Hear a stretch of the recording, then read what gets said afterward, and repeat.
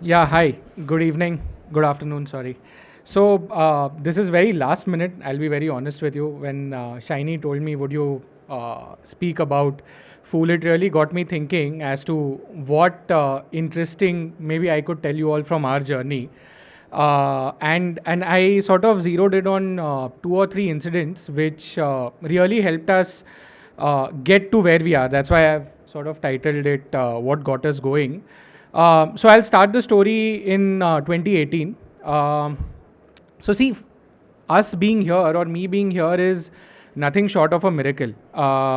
So our mentor today, he's one of the topmost people in Unilever and has been a guiding light for us since the very beginning. When I told him that, boss, I want to sell Fool incenses online, he almost laughed. He said, boss, अगरबत्ती ये internet पे नहीं बिक सकती है. So you really need to rethink how you're going to be marketing this product and everything. And I sort of told him that no, I'm very confident that this product will do quite well online and all of those things. And I had my reasons. So rewinding, why or how did Fool even start? Fool was started with a very simple idea. What we wanted to do was we wanted to give an alternative ending to the flowers which are offered in temples. You all must have seen people standing on bridges throwing plastic bags of full of flowers into water bodies after a puja or something of that sort. In India, the tradition is जो भगवान को अर्पण किया जाता है, that is considered to be sacred and holy, and hence it is believed that it should not be put in garbage or dustbins. It should be flown away in water bodies. About 8 million tons of flowers are dumped in Indian water bodies every single year, and that was something that we wanted to change. We tried making a lot of products. Nothing really worked for the first 1.5 years until we stumbled upon a way of making incense out of these temple flowers. Did a couple of trials and realized that yes, this product has some stickiness and it solved one of the most important problems. Up until us, 95 to 96% of incenses in the country were using charcoal as a base material. Now, incense as an industry is absolutely unregulated. Okay, there is no regulation. Every industry has some sort of regulatory bodies. There are certain benchmarks. There are certain guidelines that you have to follow. Incense, nothing of that sort. So, you could start making incense at home tomorrow and start selling it. There would be no questions asked. So there was no transparency, no honesty. And these 95% of the incenses which were charcoal based were wreaking havoc in the lives of people. So I'll give you an example. My own mother, what I'd seen since childhood was when my father used to come back home, he used to light a couple of incenses in front of the god, and he used to get it to the living room. My mother very subtly after a couple of minutes used to pick it up and keep it in the balcony. So it is something that I never understood until we started working on this product. And I just casually asked her that, did the product actually affect you in any way that you used to move it outside? And she said, absolutely yes, I used to get like a halka sa migraine ho jata tha unko usse. And when we ran our tests and everything, we understood that the charcoal base material is the reason why that was happening. That is one. The second is, imagine sandalwood agarbatti agar aapko koi 40-50 rupees mein de raha hai, what sort of chemicals and perfumes actually might be going inside of it. Like actual sandalwood is really, really expensive. So how is it that in an incense product would be available at 40-50 rupees? So we knew that these problems existed, and incense is a centuries old sort of a product, right? So what we did was, because we were making it from temple flowers and everything, my hypothesis, now coming back to our mentor, I said that see, there's a significant buyer base who actually wants better products but actually has no idea where to get it, does not have that option at all, and I'm going to sell these products with a story. So I collect these flowers, etc., etc. There's a price premium to also to it. So I want people to come on my website, etc., to read about what my product does, how is it different, and then sort of give me a trial at least. So that was the idea. And he said, ठीक है यार, try कर लो तुम्हें अगर online, if you feel that is the ये. Truth be told, when we first ran a couple of ads, really did not get any response. And it was a little disheartening. Until I sort of thought that what would I have to do to communicate fragrance online? That was my biggest challenge. Fragrance is a very touch and feel sort of a product, right? You go into a shop, you get a whiff of a perfume or whatever, you're convinced with it, and then you would buy it. But for me, fragrance has also been about nostalgia. So I'll just show you what we did. So this was our first ad that really took off on Instagram. This is when Instagram still was image first and not video first. This is early 2019, where CPMs were affordable. You could actually try something and not worry about the costs and kya hoga, kya nahi, and all of those things, right? So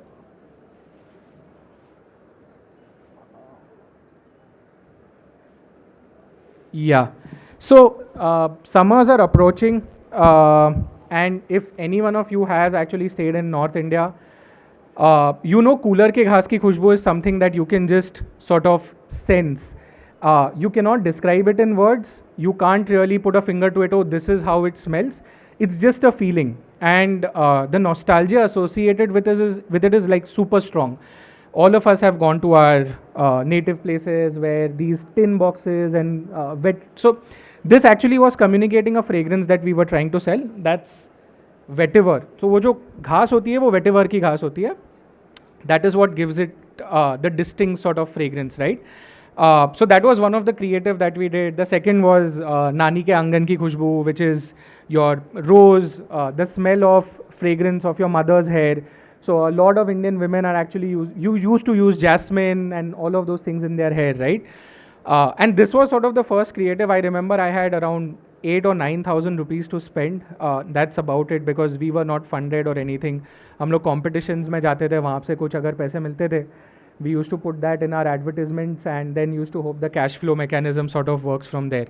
And this just took off, like literally took off, and we went from having about 800, 900 odd followers on Instagram to about 30,000 followers in a span of just 1 month, and just by running these ads. And Shopify sales, matlab, the first day I remember we got around, so on an average we used to do about 2 or 3 orders a day. We went, the day we launched these ads, we went to about 120 orders.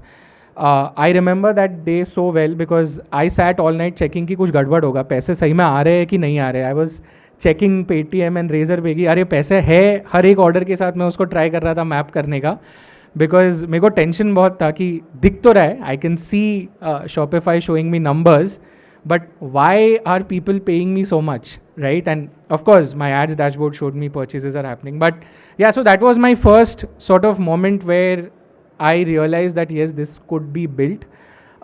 This sort of can grow into a sustainable business, and we can build it online first. So truth be told, I am thankful for the ads and digital ads ecosystem in the country, that a brand like ours, who could not afford distributor margins, who could not afford credit periods, who literally were 5 people in the first 2 years of our being around. The reason why we are here is because of the digital ads ecosystem, right? And the power of storytelling that Facebook and Instagram and all allowed us. So yeah, so this was the first ad campaign, which really gave us that confidence. Now, what we were seeing post-COVID, so what happened in COVID was we were not really a essentials category. So we had to stop selling our products for 4 months. During this time, it was a very difficult time for us. 2 reasons. One, we actually relied on our daily sales for the functioning of the company. We were bootstrapped. We did not have any funding and everything. So when COVID hit and we realized that we could not ship anything at all, we realized that the tap has been shut indefinitely. We did not know when this is going to sort of open. We were very happy and कि यार चलो ठीक है, now we will do new product development and everything, until a bright soul told us that why don't you guys do a cash runway planning first before you get into new product development and everything. And we realized that we had a cash runway of 20 days only. So we were like, oh shit, अब 20 days we can survive, उसके बाद people are going to just move on. For us, that was a very painful proposition, not because we could not pay the corporate team salaries. What was painful was that we, by that time, were supporting around 200 women whom we had convinced to leave their previous lives as manual scavengers and so on in the city of Kanpur, who were reliant on us for their daily wages and everything. Not daily wages, their monthly salaries and all. So for us, that was a very difficult thing to absorb, that once we stop paying them salaries, they'll go back to their previous lives. And that was the whole reason why we started this organization, right? That we wanted to employ these women. And so the entire team decided ki, what we'll do is the corporate team decided no salaries until sales starts. But whatever cash we can preserve, we will start paying these women for as long as we can every month, despite no sales and everything. Thankfully, after 4 months, the government started gave the country the directive that you can sell online, and deliveries and everything sort of begun. But we saw a dip in our sales. People were not really considering an agarbatti which was priced at 2x the market price. So we sell our incenses at 145 rupees and 165 rupees per box. If you go into the market, you will get a good quality incense at around 80-90 rupees. So we were slightly more premium and all of those things. So we decided कि कुछ करना पड़ेगा. This is the time, truth be told, I mean, most of e-coms in India were doing white background photography on their websites. Amazon, all marketplaces had white background photography only. And an idea sort of struck me, and it struck me because I was also ordering something from Zomato. And what struck me was that everything on Zomato looks incredible. I mean, आपको वो देखने के बाद you will feel that you would want to order it. And you go to any restaurant page on Zomato, you go to any fine dine page, now you will not be able to differentiate between the photos. Each and every photo on Zomato looks like a super high quality photo and everything, right?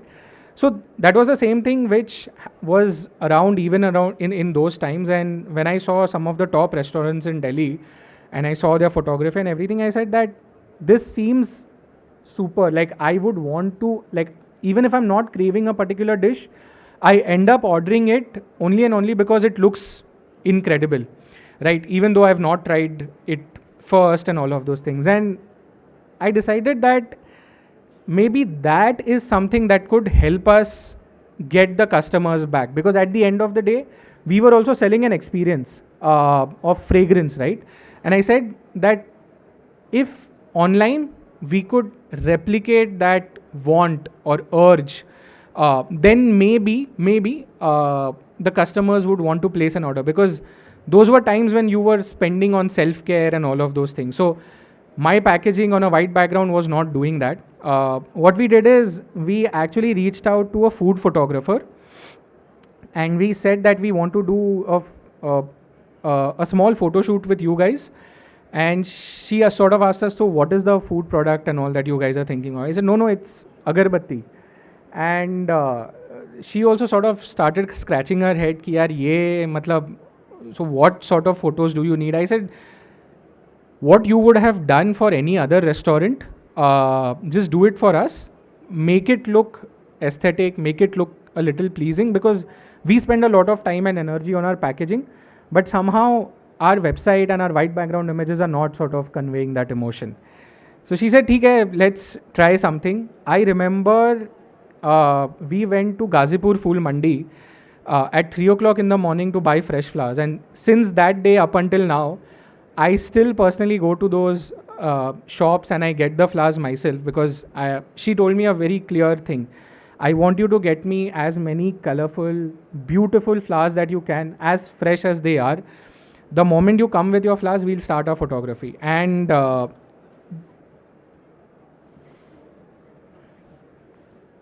yeah, so this was the outcome of that. What we managed to do was make incense a little more aspirational, right? we made it far more pretty. Now when we started, and these are just 4 of the images.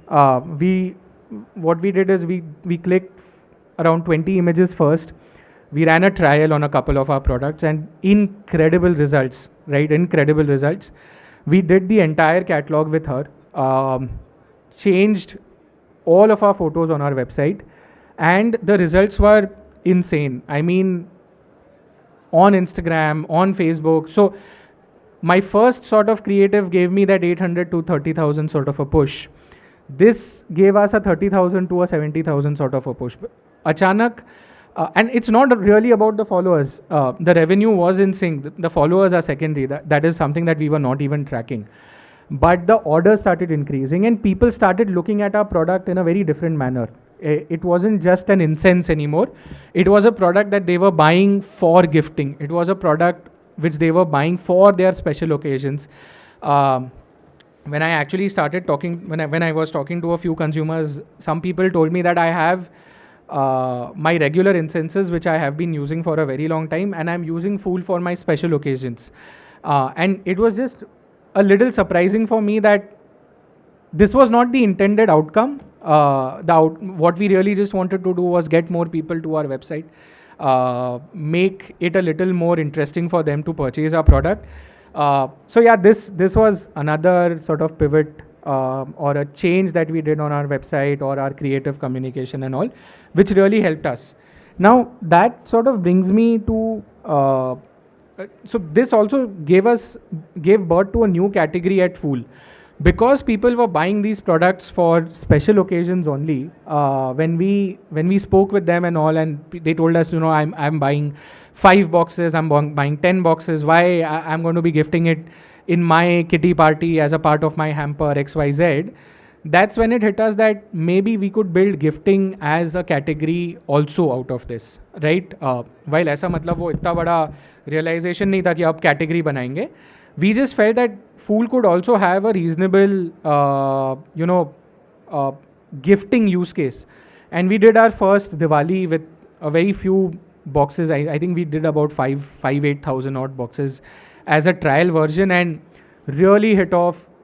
For me, I don't know if, I'm sure a lot of other brands also might have it, but I've had orders worth 3.5-4 lakh rupees on my website. Completely paid. I have personally called those people up saying that अरे आप phone करके GST bill तो मांग लेते हैं. I mean, ये website पे तो मैं दे भी नहीं सकता हूँ. And they're like, no, we thought that you might not have stock. I've placed those 250 odd boxes. I'm going to be distributing it to my employees and all of those things. So the birth of gifting happened because of this one photo shoot, in my opinion, sort of, yeah.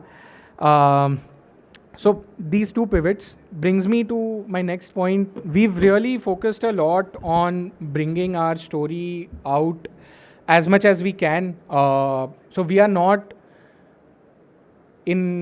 how do I put it? We are not very technical in terms of how we are executing our campaigns or anything, but we are very focused on the creatives, the narrative, the design that goes into our products. Be it this small seed card that we put in every box, which tells the story of the woman who actually packed the product, or the content we create on Instagram. If you were to see our Instagram, you'd sort of say that this is very unconventional. We sort of treat that as an artist's canvas where we are doing painting reels, we are doing sculptures, XYZ. Very unconventional that we are actually selling agarbattis, but if you see our Instagram, you would not see a lot of agarbatti. You'd see a lot of creative stuff which is going on. We did a recent collaboration with Amar Chitrakatha just for the sake of beautiful imagery that Amar Chitrakatha is known for, and what Fool is also known for, beautiful packaging, things like that. This has really helped us build a lot of stickiness, and it's something that people really look forward to. I remember we'd done one product where we did not pay that much attention to detailing. मतलब नहीं किया था हम लोगों ने, and we've actually got people's feedback saying that this seems like a lazy product from Fool, and that sort of told us that there are these consumers who are paying so much attention to everything that we do. There are people who've actually framed our boxes. We've done a Ramayan gift box in Diwali, and they had, this gentleman sent me a photo that he's actually framed it, because he said I could not sort of put it in Raddi or anything. It was so pretty. So I think that's one of the pillars that Fool really stands on. It's creativity. It's putting in a lot of effort on design, communication, personalization, so on and so forth. So I think all of these things are the reason why we are here, or Fool is even a brand today. And what makes me happy is that the idea with which we started, that we wanted to give a better alternative to incenses, like those 95%. Today, India's top incense manufacturers are talking the same language that we are talking, are using the same photographs that we are using, have gone on to get certifications for their products. So there is some sort of transparency now coming into this product category as a whole, which makes me happy. So yeah, that's something that I'm quite proud of. Yeah.